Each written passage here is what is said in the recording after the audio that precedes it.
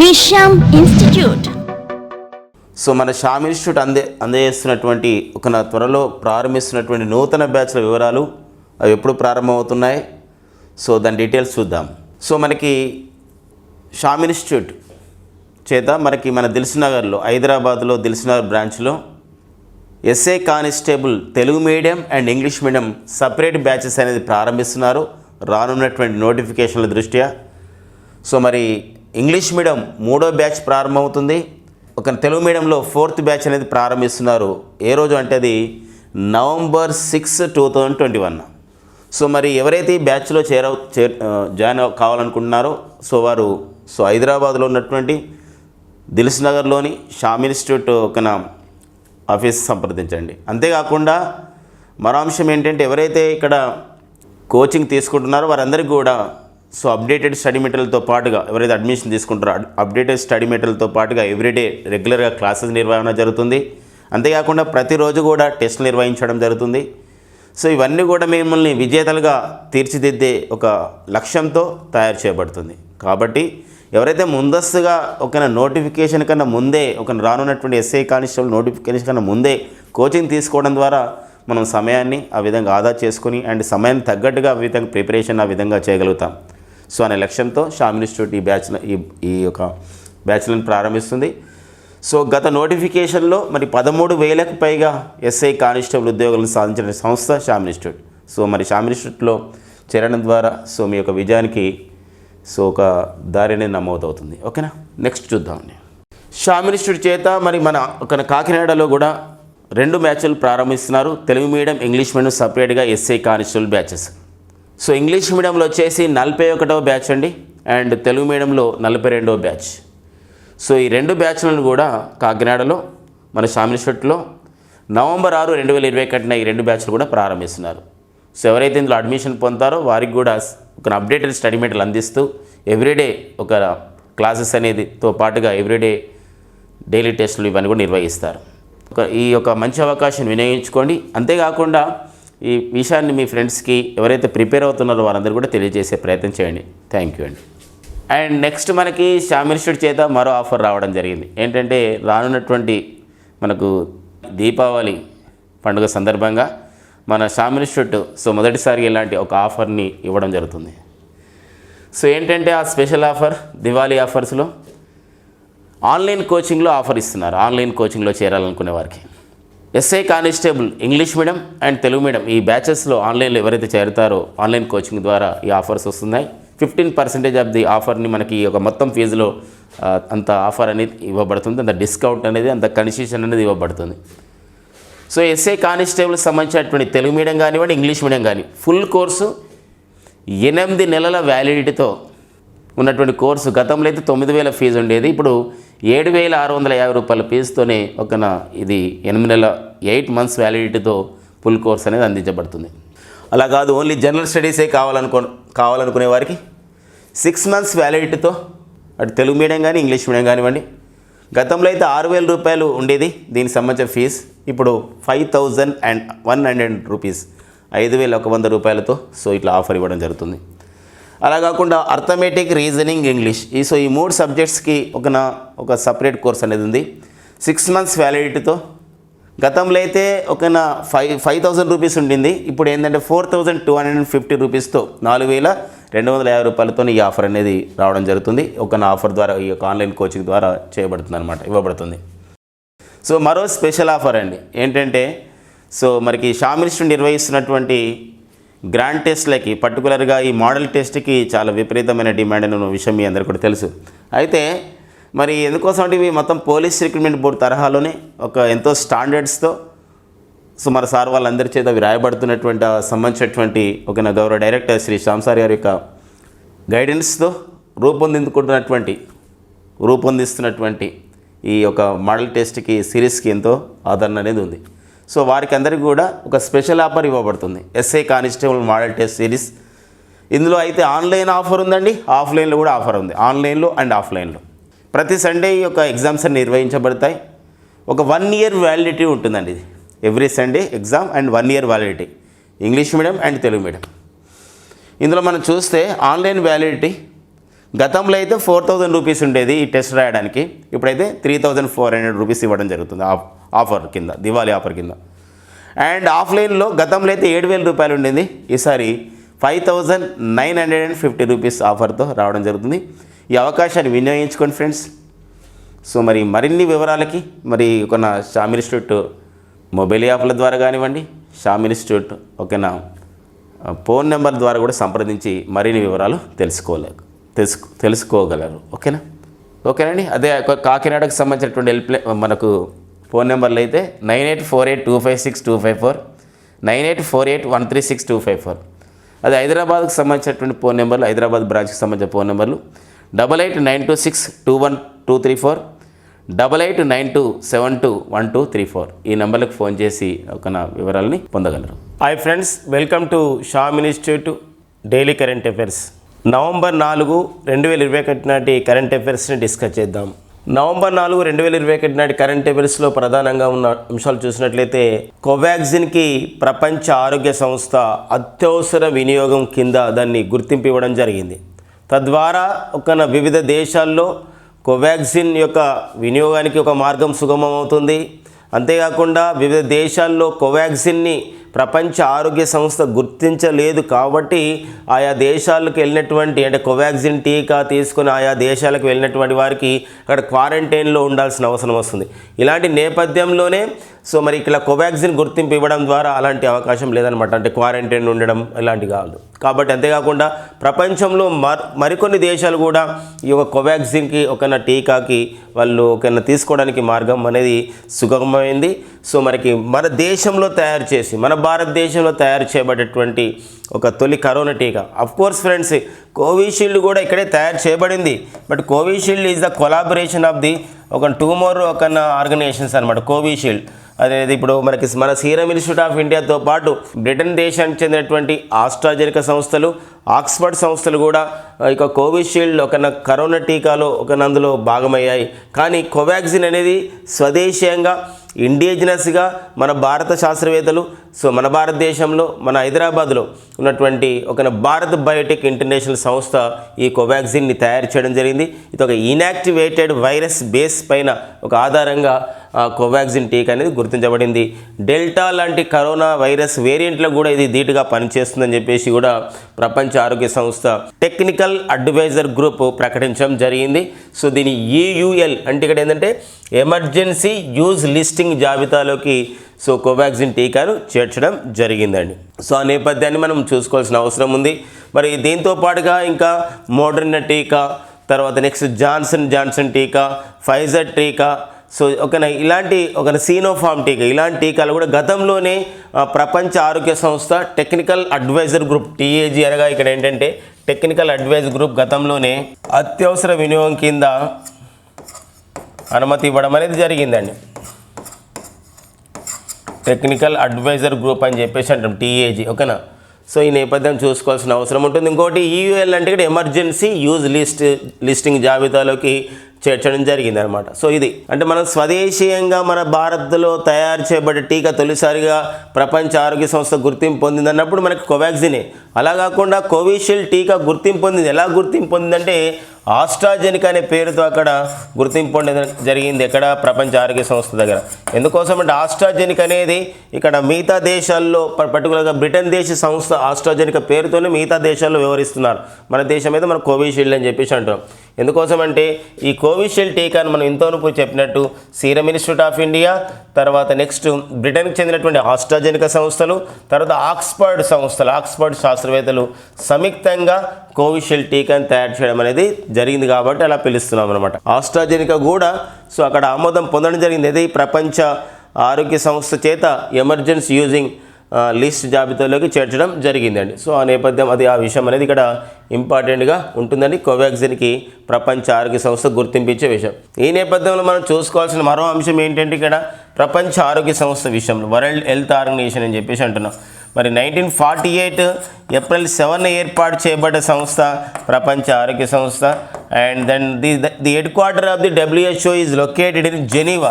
ప్రపంచ ఆరోగ్య సంస్థ యొక్క ప్రధాన కార్యాలయం అనేది ఇది జెనీవాలో ఉందండి. స్విట్జర్లాండ్లోని జెనీవాలో ప్రపంచ ఆరోగ్య సంస్థ హెడ్ క్వార్టర్ అనేది ఉంది. ప్రజెంట్ అయితే ప్రపంచ ఆరోగ్య సంస్థకి డైరెక్టర్ జనరల్గా పనిచేస్తున్న వారు ఎవరంటే టెడ్రస్ అదనం గేబ్రియోసిస్ అండి. టెడ్రస్ అదనం గేబ్రియోసిస్.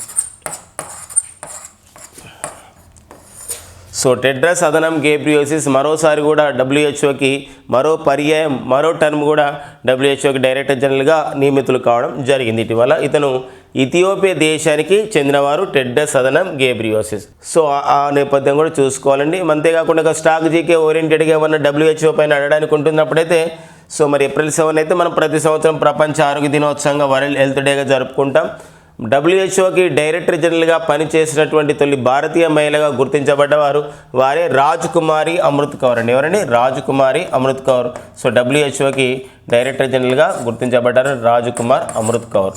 సో ఇలాంటి నేపథ్యం కూడా చూసుకోవాలి. అంతేకాకుండా ప్రజెంట్ అయితే WHOలో చీఫ్ సైంటిస్ట్గా అంటే ముఖ్య ప్రధానమైనటువంటి శాస్త్రవేత్తగా చీఫ్ సైంటిస్ట్ ఆఫ్ ది WHOగా ఎవరు గుర్తించబడ్డారు అని చెప్పి ఎవరు నియమించబడ్డారు అన్నప్పుడు వారే సో ఎవరండి సౌమ్య స్వామినాథన్, భారతీయ శాస్త్రవేత్త అయినటువంటి సో సౌమ్య స్వామినాథన్ WHOలో చీఫ్ సైంటిస్ట్గా వాళ్ళు ప్రస్తుతం పనిచేస్తున్నారు. అంతేకాకుండా WHO మరి ఒక 2030 సంవత్సరం నాటికి టీబీ వ్యాధిని క్షయవ్యాధిని నిర్మూలించాలనే లక్ష్యంతో stop TB programme, stop TB initiative అనే కార్యక్రమాన్ని నిర్వహిస్తున్నారు.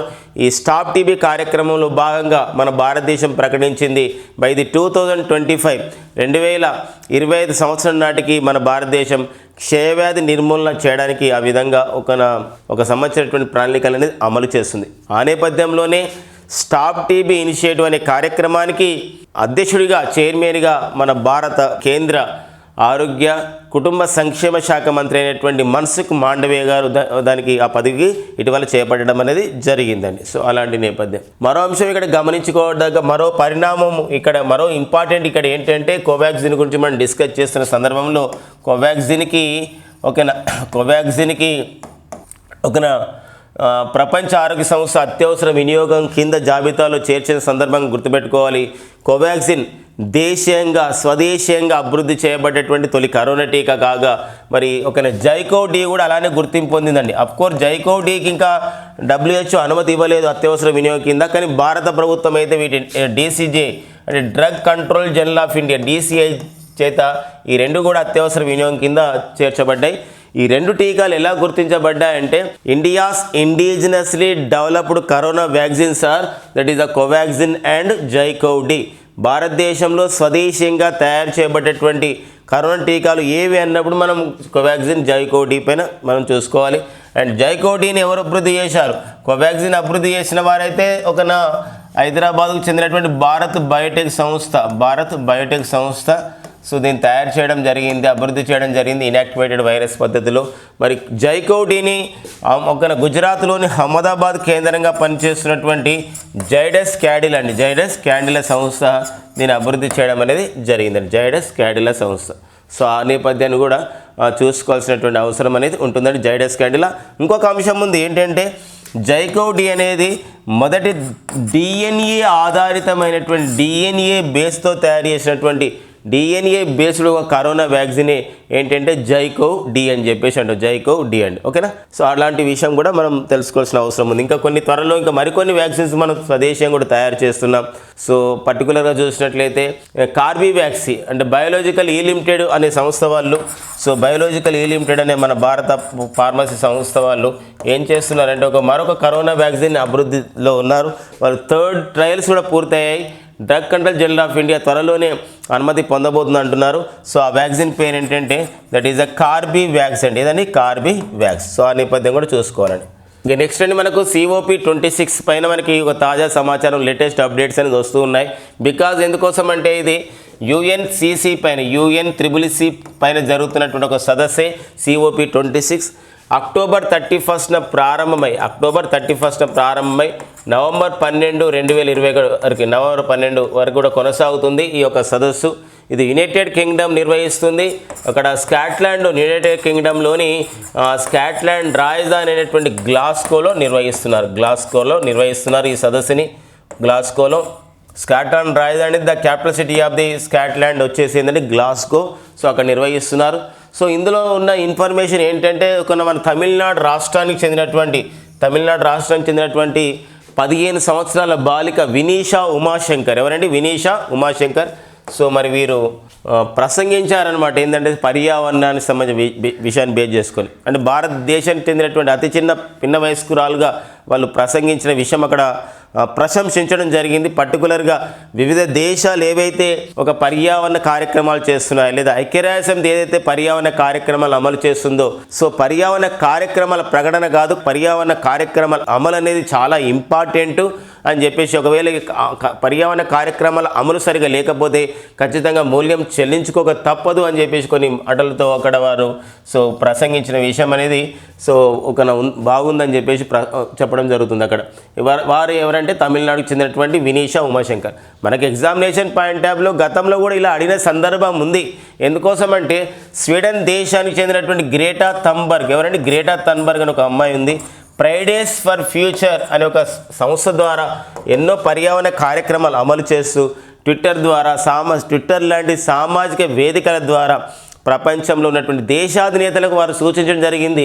సో ప్రకటన కాదు, పర్యావరణం విషయంలో, పర్యావరణాన్ని కాపాడే విషయంలో, కర్బన ఉద్గారాలను తగ్గించే విషయంలో, చెట్లను పెంచడం విషయంలో, మొక్కలు నాటడం విషయంలో ఇక ప్రకటనలు కాదు, దానికి ఒక అమలు తీరు పాటించడం ఇంపార్టెంట్, అమలు తీరును చేయడం important, implementation is more important then the announcement అని చెప్పేసి ఆమె ఎన్నోసార్లు చెప్పడం జరిగింది. ఆమెనే గ్రేటా థన్బర్గ్ అండి. ఈమె స్వీడన్ దేశానికి చెందినటువంటి పర్యావరణవేత్త. ఎన్నోసార్లు అడగడం జరిగింది.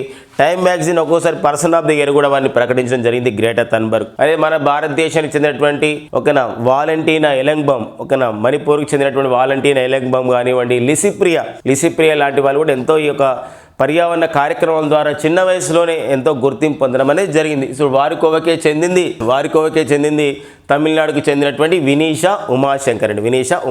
కాబట్టి ఆ పాయింట్స్ మనం చూసుకోవాలి. ఇక నెక్స్ట్ మనకి ఇదే COP 26 విషయంలో మనం చూసినట్లయితే, మరి దీనికి COP అంటే కాన్ఫరెన్స్ ఆఫ్ ది పార్టీస్ 26 అని పిలుస్తున్నాం. So United Nations convention on the climate change అని చెప్పేసి అంటామండి. ఇక నెక్స్ట్ మనకు మరొక విషయం కూడా COP 26 పైన ఉంది, కాన్ఫరెన్స్ ఆఫ్ ది పార్టీస్ విషయంలో. ఏంటి అంటే ఇక్కడ పర్టికులర్గా బ్రిటన్ అండ్ ఆస్ట్రేలియా, తర్వాత భారత్ లాంటి దేశాలు ముందుకు వచ్చి ఈ చిన్న దీవుల్ని సంరక్షించాలి, చిన్న దీవులలో అంటే స్మాల్ ఐలాండ్స్ అంటాం, ఆ చిన్న దీవుల్లో పర్యావరణటువంటి పరిరక్షణ చర్యలు చేపట్టాలి అనే అంశంతోనే IRIS అనే ఒక కార్యక్రమాన్ని ప్రారంభించడం జరిగింది. Infrastructure for the resilient island states అని చెప్పేసి అంటాం. దీన్ని IRIS అంటే ఏంటంటే infrastructure for the resilient island states అని చెప్పేసి అంటాం. ఆ యొక్క కార్యక్రమాన్ని ప్రకటించడం జరిగింది. పర్టికులర్గా ఈ COP 26లో ఈ కార్యక్రమం పైన ప్రసంగిస్తూ ఇది ఏర్పాటు చేయబోతున్నట్లు, ఈ యొక్క చొరవను ప్రారంభించబోతున్నట్టు కూడా భారత ప్రధాని నరేంద్ర మోడీ గారు ప్రసంగిస్తూ చెప్పడం జరిగింది.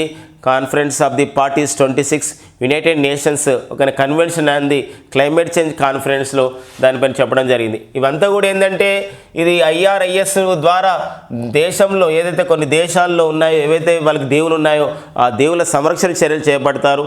పర్టికులర్గా అయితే ప్రజెంట్ బ్రిటన్, ఆస్ట్రేలియా, తర్వాత నెక్స్ట్ భారతదేశం ఇందులో పాల్గొన్నాయి. ఇంకా మిగతా దేశాలు కూడా అందులో జాయిన్ కాబోతున్నాయి. సో ఇదే ఇన్ఫ్రాస్ట్రక్చర్ అంటే అక్కడ మౌలిక సదుపాయాలు కల్పన చేస్తారు. రీసైలెంట్ ఐలాండ్ స్టేట్స్ అని చెప్పేసి అంటాం. అంటే రీసైలెంట్ ఐలాండ్ స్టేట్స్ అంటే వాటి యొక్క పర్యావరణాన్ని దెబ్బతీయకుండా, పర్యావరణాన్ని ధ్వంసం చేయకుండా, పర్యావరణానికి ఎలాంటి వినాశం కలగకుండా పర్యావరణాన్ని కాపాడుతూ అక్కడ మౌలిక సదుపాయాలు కల్పన చేయడం దీని యొక్క ప్రత్యేకత అనమాట. అంతేకాకుండా ఇంకొకటి కూడా అంటాం, CDRA అని చెప్పేసి అంటాం. CDRA అంటే ఇక్కడ ఏంటంటే coalition for the disaster resilient in infrastructure. అంటే ఇక్కడ ఏంటంటే మనము డిజాస్టర్స్ రాకుండా వచ్చినా కూడా ఆ విధంగా మనం ముందస్తుగా హెచ్చరిక చేసుకోవడానికి అన్ని ఉద్దేశాలతోనే IRISకి ఏర్పాటు చేస్తున్నట్టు కూడా ప్రకటన అనేది జరిగిందండి. ఈ COP 26లో భారత ప్రధాని నరేంద్ర మోడీ గారు ప్రసంగిస్తూ చెప్పడం జరిగింది. మరి COP 26 ఏదైతే వాతావరణ మార్పుల సదస్సు అంటున్నామో, స్కాట్లాండ్ రాజధాని గ్లాస్గోలో జరుగుతుందని చెప్పేసి అంటున్నామో, ఈ సదస్సులో మరి ఈ సిఓపి 26కి మొత్తం బాధ్యతను నిర్వహిస్తున్నవారు, సిఓపి అధ్యక్షుడిగా పనిచేస్తున్న వారు, సిఓపికి ఒక ప్రెసిడెంట్గా ఉన్నవారు బ్రిటన్ మంత్రి అయినటువంటి ఎవరండి అలోక్ శర్మ అండి. ఎవరండి అలోక్ శర్మ ప్రజెంట్ సిఓపికి అధ్యక్షుడిగా పనిచేస్తున్నారండి. ఓకేనా, నెక్స్ట్ పాయింట్ చూద్దాం. ఇక నెక్స్ట్ అండి మనకి ఒక వివిధ దేశాల్లో ఉన్నటువంటి రాయబారుల విషయాలపైన అడుగుతున్న సందర్భం ఉంటుంది. Ambassador of the India to the Russia అంటే రష్యాలో భారత రాయబారిగా పవన్ కుమార్ నియమితులు కావడం జరిగిందండి. సో వీరు ప్రజెంట్ అయితే యునైటెడ్ అరబ్ ఎమిరేట్స్లో అంటే ఇక అరబ్ దేశమైనటువంటి యునైటెడ్ అరబ్ ఎమిరేట్స్లో భారత్ తరపున ఒక రాయబారిగా అక్కడ పనిచేస్తున్నారు. వారిని కేంద్ర ప్రభుత్వం సో ఇటీవల రష్యాకి ఒక అంబాసిడర్గా అంటే రష్యాకి ఒక రాయబారిగా నియమించడం జరిగిందండి. రష్యా రాయబారిగా నియమించడం జరిగింది. వారే ఎవరంటే పవన్ కుమార్. ఒక్కోసారి ఏంటంటే కొన్ని దేశాలకు పర్టికులర్గా ఇప్పుడు అమెరికా లాంటి దేశాలకు, రష్యా లాంటి దేశాలు, కొన్ని దేశాలకి రాయబారులు కూడా మనకి ఎగ్జామ్లు అడిగిన సందర్భాలు ఉంటున్నాయి.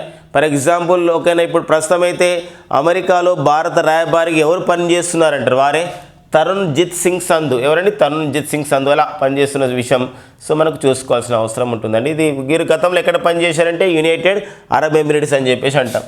మనకి యుఏఈ అనేది ఎప్పుడు మనకు వార్తల్లో ఉంటుంది, యునైటెడ్ అరబ్ ఎమిరేట్స్ అని చెప్పేసి. ఎందుకోసం అంటే ఒక స్పోర్ట్స్ అప్డేట్ పాయింట్ ఆఫ్గా చూసుకున్నట్లయితే 2022లో పిపా కప్ను ఎవరు నిర్వహించబోతున్నారు, federation of the international football association ఈ పిపా కప్ను 2022లో ఎవరు నిర్వహించబోతున్నారంటే ఈ యొక్క అరబ్ దేశం నిర్వహించబోతుంది. ఓకేనా, పిపా కప్ను నిర్వహించబోతున్నటువంటి తొలి అరబ్ దేశంగా నిర్వహించబోతున్నటువంటి తొలి అరబ్ దేశంగా సో ఇక్కడ యుఏఈ అనేది గుర్తించబడింది. అంతేకాకుండా అంగారక గ్రహ కక్షలోకి యుఏఈ వాళ్ళు ఆ విధంగా తయారు చేసినటువంటి ఒక ఉపగ్రహం కూడా, ఒక మిషన్ కూడా వెళ్ళడం జరిగింది. దాన్ని మనం ఓప్ ప్రో మిషన్ అని చెప్పేసి అంటాం. సో అంగారక గ్రహ కక్షలోకి తిరుగుతున్నటువంటి ఈ ఓప్ ప్రో మిషన్ ఏ దేశానికి చెందినటువంటి ఒక మిషన్ అని చెప్పేసి అంటే ఇది యునైటెడ్ అరబ్ ఎమిరేట్స్ సంబంధించినటువంటి ఒక మిషన్ అండి. అలాంటి నేపథ్యాన్ని కూడా చూసుకోవాల్సిన అవసరం ఉంటుంది. అబౌట్ రష్యా గురించి మనం చెప్పినట్లయితే చాలా న్యూస్ ఈ మధ్యలో వచ్చాయి. రష్యా ఒక ప్రతిపక్ష నాయకుడు అయినటువంటి Alex Navalny, the opposition leader of the Russian Alex Navalny, అతను చేస్తున్నటువంటి మానవ హక్కుల రంగంలో చేస్తున్నటువంటి పోరాటాన్ని యూరోపియన్ యూనియన్ గుర్తించింది. And European Union and given one award to the Alex Navalny. The name of the award is that is the Sakharov award. This Sakharov award is given to the for the contribution of the human rights category and the highest award in human rights category given by that European Union that is the Sakharov award. మరి ఇక్కడ European యూనియన్లో ఇచ్చే ఒక అత్యున్నతమైనటువంటి ఒక మానవ హక్కుల పురస్కారంగా సకరో పురస్కారం పిలుస్తారు. 2021 సంవత్సరానికి ఈ అవార్డుని రష్యా ప్రతిపక్ష నాయకుడైనటువంటి అలెక్స్ నావాల్నీకి ఇవ్వడం జరిగిందండి. అండ్ మరో అంశం గమనించాలి రష్యా విషయంలో. సో రష్యా రాజధాని వచ్చేసి మనం మాస్కో అంటున్నాం. అండ్ రష్యా యొక్క కరెన్సీ రూబుల్, రష్యా యొక్క పార్లమెంటు పేరు డ్యూమా అండ్ రష్యా యొక్క పార్లమెంట్ పేరు డ్యూమా అయితే రష్యా యొక్క అధ్యక్షుడి యొక్క నివాస భవనం పేరు ఏంటండి, క్రెమ్లిన్ అండి. ఏంటండి, క్రెమ్లిన్. సో ఆ నేపథ్యాన్ని కూడా చూసుకుంటూ రష్యా ప్రజెంట్ అధ్యక్షుడు పనిచేస్తున్న వారు ఎవరండి, Vladimir Putin. So Vladimir Putin అనేవారు రష్యాకు ప్రజెంట్ అధ్యక్షుడిగా ఉన్నారండి. సుదర్శన్ సేన్ కమిటీ అంటే ఇది మనకి రిజర్వ్ బ్యాంక్ ఆఫ్ ఇండియా ఏర్పాటు చేయడం జరిగింది. మరి రిజర్వ్ బ్యాంక్ ఆఫ్ ఇండియా ఏర్పాటు చేసినటువంటి సుదర్శన్ సేన్ కమిటీ రిఫార్మ్స్ ఇచ్చింది. ఏంటంటే దేశంలో ఏవైతే బ్యాడ్ లోన్స్ ఉన్నాయో ఆ బ్యాడ్ లోన్స్ అని చెప్పేసి అంటాం. అంటే ఎవరైతే లోన్ తీసుకొని ఎగవేతదారులుగా ఉండి వాళ్ళు చెల్లింపు చేయడం లేదో అలాంటి వాడిని అసెట్ రీకన్స్ట్రక్షన్ కంపెనీ, మరి ఏదైతే మనం అసెట్స్ని మళ్ళీ ఎట్లా రీకన్స్ట్రక్ట్ చేసుకోవాలి, ఆ బ్యాడ్ లోన్స్ ఎలా అమ్మేసుకోవాలి, ఎలా మనం దాన్ని పునరుద్ధరించుకోవాలి, ఇలాంటి అంశాలపైన సుదర్శన్ సేన్ కమిటీ రిఫార్మ్స్ ఏదైతే చెప్పిందో, ఏవైతే రికమెండేషన్ చేసిందో అది ఆర్బీఐ ఆమోదించడం జరిగింది. మనకి ఎగ్జామినేషన్ అడగడానికి ఏంటంటే అసెట్ రీకన్స్ట్రక్షన్ కంపెనీ గురించి, sale of the bad debts గురించి. సో మనకి ఎవరు చేసినటువంటి సిఫార్సులని, ఏ కమిటీ చేసిన సిఫార్సులని రిజర్వ్ బ్యాంక్ ఆఫ్ ఇండియా ఆమోదించిందంటే సుదర్శన్ సేన్ కమిటీ చేసిన సిఫార్సులని రిజర్వ్ బ్యాంక్ ఆఫ్ ఇండియా ఆమోదించింది. వీరు రిజర్వ్ బ్యాంక్ ఆఫ్ ఇండియాలో ఒక ఎగ్జిక్యూటివ్ డైరెక్టర్గా పనిచేస్తున్నారు సుదర్శన్ సేన్. సో మరి ఇక్కడ ఆర్బీఐ అంటున్నాం కాబట్టి ప్రజెంట్ అయితే ఆర్బీఐకి గవర్నర్గా పనిచేసిన వారు 2024 సంవత్సరం వరకు కూడా వారే గవర్నర్గా ఉంటారు. సో వారే ఎవరంటే శక్తికాంత్ దాస్ అండి. ఎందుకోసం అంటే వారి యొక్క పదవీ కాలాన్ని కేంద్ర ప్రభుత్వం మరో 3 సంవత్సరాల పాటు పొడిగించడం జరిగింది. ఆర్బీఐ గవర్నర్ యొక్క పదవీ కాలం కూడా 3 సంవత్సరాలండి. సో ఆర్బీఐకి 25వ governor so Shaktikanta Das. India's first mega scale hydrate plant. ఇది ఒక అన్హైడ్రేట్ ప్లాంట్ అండి. ఇండియన్ ఆయిల్ వాళ్ళు, ఒక ఇండియన్ ఆయిల్ కార్పొరేషన్ వాళ్ళు దీన్ని ఏర్పాటు చేయడం జరిగింది. ఒక అన్హైడ్రేటెడ్ ప్లాంట్ని ఎక్కడ ఏర్పాటు చేయడం జరిగిందంటే పానిపట్, హర్యానాలోని పానిపట్ వద్ద ఏర్పాటు చేయడం జరిగింది. దీని ద్వారా ఏమవుతుందంటే ఒక పాలిస్టర్ రెజిన్స్ కానివ్వండి, సర్ఫేస్ కోటింగ్స్ ఆఫ్ ది ప్లాస్టిసైజర్స్ కానివ్వండి, అగ్రోకెమికల్స్ కానివ్వండి, లూబ్రికెంట్ అడిటివ్స్ కానివ్వండి, ఇవన్నీ కూడా ఇక్కడ తయారు చేయబడతాయి అన్నమాట. ఈ ఒక అన్హైడ్రేట్ ప్లాంట్ నుండి. ఓకేనా, ఒక చాలా పెద్ద ఎత్తున దీన్ని ఏర్పాటు చేయబోతున్నారు. అయితే ఇది ఒక 3681 కోట్లతో ఏర్పాటు చేయబోతున్నారు. ఇప్పుడు రానున్న 54 నెలల్లో ఇది పూర్తి కాబోతుంది. ఇది ఒక పూర్తి అయితే ఇది దేశంలోనే మెగా స్కేల్ అంటే ఎక్కువ ఉత్పత్తి చేస్తున్నటువంటి అన్హైడ్రేట్ ప్లాంట్గా దీన్ని మనం చెప్పడానికి ఉంటుందన్నమాట. సో ఎక్కువగా ఉత్పత్తి చేస్తూ వార్తల్లో ఉంది. ఇలాంటిది ఫస్ట్ సారిగా జరుగుతుంది కాబట్టి మనకి ఎగ్జామ్కి ఇంపార్టెంట్. భారతదేశంలో తొలి లేదా మొదటిది ఒక అతిపెద్ద ఒక అన్హైడ్రేట్ ప్లాంట్ని, ఒక పరిశ్రమని ఇండియన్ ఆయిల్ కార్పొరేషన్ వాళ్ళు ఎక్కడ ఏర్పాటు చేస్తున్నారు అని చెప్పేసి అన్నప్పుడు హర్యానాలోని పానిపట్ వద్ద ఏర్పాటు చేస్తున్నారు అనే అంశం ఇక్కడ ఇంపార్టెంట్గా ఉంటుందని. సో ఓకేనా, నెక్స్ట్ పాయింట్ చూద్దాం. PM Gati Shakti national master plan for the multi modal connectivity. So ఏంటి దీనిపైన మనకంటే అక్టోబర్ 13, 2021 సో భారత ప్రధాని నరేంద్ర మోడీ గారు సో ఇక్కడ ఢిల్లీలోని ప్రగతి మైదానంలో ఈ యొక్క విధి విధానాలను ప్రకటించడం జరిగింది. రానున్నటువంటి 25 సంవత్సరాల వరకు సరిపడే విధంగా 100 లక్షల కోట్లతో దేశంలో మౌలిక సదుపాయాల కల్పన చేయడమే దీని యొక్క ప్రధానమైన ఉద్దేశం. పిఎం గతిశక్తి యోజన అంటాం. ఇది యాక్చువల్గా ఒక ఆగస్ట్ 15, 2021 ప్రకటించారు భారత ప్రధాని నరేంద్ర మోడీ గారు. సో దీన్ని అమలు చేస్తున్నారు. ఇప్పుడు అమలు చేసే విషయంలో ఒక ఈజీఓఎస్ ఒక కమిటీని ఏర్పాటు చేశారు. ఏంటంటే ఒక 20 మంది ఒక సెక్రటరీస్ ఉన్నటువంటి, కేంద్ర కార్యదర్శులు ఉన్నటువంటి ఒక కమిటీని ఏర్పాటు చేశారు. దానికి నేతృత్వం వహిస్తున్న వారు ఎవరంటే కేంద్ర క్యాబినెట్ కార్యదర్శి అయినటువంటి రాజీవ్ గౌబా. సో రాజీవ్ గౌబా దీన్ని నేతృత్వం వహిస్తున్నారు. సో ఇది ఎంపవర్డ్ గ్రూప్ ఆఫ్ ది సెక్రటేరియటీస్ అని చెప్పేసి అంటాం. అంటే వివిధ శాఖల కార్యదర్శులతో చేస్తున్నారు అనమాట. వీళ్ళు ఏం ప్రిపేర్ చేస్తారంటే వీళ్ళందరూ కలిసి గతిశక్తి నేషనల్ మాస్టర్ ప్లాన్ని ఎలా ముందుకు తీసుకెళ్ళాలి, 16 శాఖలు 16 డిపార్ట్మెంట్స్ అనేది ఒక గొడి కిందికి రాబోతున్నాయి. దీని ద్వారా దేశవ్యాప్తంగా సో మరింతగా కనెక్టివిటీ అనేది పెరగబోతుంది అన్ని రంగాల్లో అని చెప్పేసి దీని యొక్క ఉద్దేశంతో చేయబోతున్నారు. మనకి ఎగ్జామినేషన్ పాయింట్ ఆఫ్ అయితే సో కేంద్ర ప్రభుత్వం ఒక గతిశక్తి మాస్టర్ ప్లాన్ని తయారు చేయడానికి ఎవరి నేతృత్వంలో ఒక కమిటీని ఏర్పాటు చేసింది 20 మంది సభ్యుల కమిటీ అంటే రాజీవ్ గౌబా అండి. ఎవరు రాజీవ్ గౌబా అంటే ప్రస్తుత కేంద్ర క్యాబినెట్ కార్యదర్శి రాజీవ్ గౌబా. ఇక నెక్స్ట్ అండి మనకి మన భారతదేశంలో ఎలన్ మాస్క్ సో వివిధ కమ్యూనికేషన్స్ సంబంధించినటువంటి కమ్యూనికేషన్స్ గురించి శాటిలైట్ కమ్యూనికేషన్స్ అందించే ఉద్దేశంతో ఒక కంపెనీ ప్రారంభించడం జరిగింది. దానికి ఏమని పేరు పెట్టడం జరిగిందంటే SSCPL అని, Starlink satellite communication private limited అనే పేరుతో ఎలన్ మాస్క్. ఇది ఆల్రెడీ మనకి ఒకనా ఎలన్ మాస్క్ అమెరికాలో ప్రారంభించినటువంటి రాకెట్ కంపెనీ, స్పేస్ కంపెనీ పేరు స్పేస్ ఎక్స్. ఇతనికి ఒక విద్యుత్ వాహనాల తయారీ కంపెనీ కూడా ఉందండి, ఆటోమొబైల్ కంపెనీ టెస్లా. సో మన దేశంలో సో భారతదేశంలో వివిధ కమ్యూనికేషన్స్ విషయంలో కమ్యూనికేషన్ సంబంధించి ఎక్విప్మెంట్స్ని అమ్మడం కానీ ఇలాంటి విషయాల పైన కానీ సో ఒక బిజినెస్ చేసే ఉద్దేశంతో SSCPL అనే ఒక సంస్థని ఎలన్ మాస్క్ ఏర్పాటు చేయడం జరిగింది.